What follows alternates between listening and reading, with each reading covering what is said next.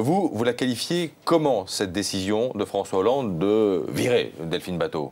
Écoutez, c'est de la brutalité ciblée, mais vraiment très ciblée, parce que les deux seuls actes d'autorité de François Hollande vis-à-vis de son gouvernement, il les a fait à l'endroit de deux femmes, donc Delphine Batho et celle qui lui a précédé au ministère de l'écologie, Nicole Bricq.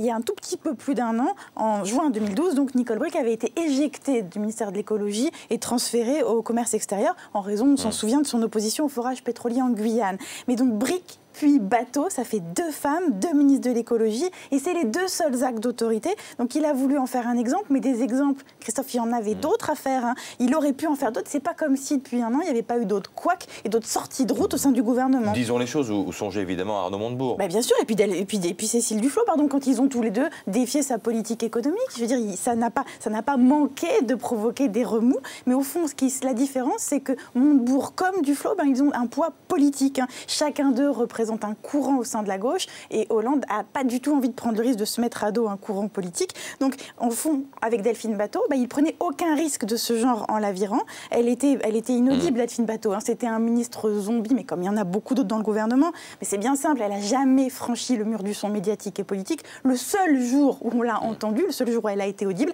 c'est son dernier jour d'exercice de sa fonction ministérielle. Le reste du temps, elle était un peu comme engoncée dans sa fonction, très rigide et très maîtrisée. Mais hier matin, sur RTL, lorsqu'elle fait cette sortie sur son budget, elle est consciente des conséquences que cela peut entraîner? Elle savait ce qu'elle disait, clairement. C'est-à-dire que c'est une femme qui est dans la maîtrise, mais elle pensait qu'elle n'avait pas d'autre issue qu'un coup de gueule pour essayer de faire pression une dernière fois par médias interposés sur Hollande et sur Hérault.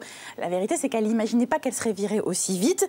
Et en quel terme elle a été virée? Il faut voir le communiqué de l'Élysée qui a été publié hier à 18h12. La brutalité de ce communiqué, parce qu'au lieu de libeller les choses diplomatiquement, en écrivant par exemple que le président de la République avait accepté la démission de Delphine Batho, ce qui aurait été une formule assez commune finalement. Non, là ce qui est écrit, c'est la chose suivante: sur proposition du Premier ministre, le président de la République a mis fin aux fonctions de Madame Delphine Batho. Exit Delphine Batho. Et au fond, il y a la vraie morale de cette histoire, c'est que contrairement à Nicolas Sarkozy, qui criait beaucoup, qui gueulait beaucoup même, qui menaçait beaucoup, mais qui faisait tomber assez peu de tête finalement, Hollande, lui, il dit pas grand-chose, mais alors il s'est tranché dans le vif, surtout Christophe, avec les femmes et avec les ministres de l'écologie. Voilà, et j'ajoute qu'à 8h30, c'est François Fillon qui sera l'invité de Jean-Jacques Bourdin sur BFM TV et sur RMC, le showbiz.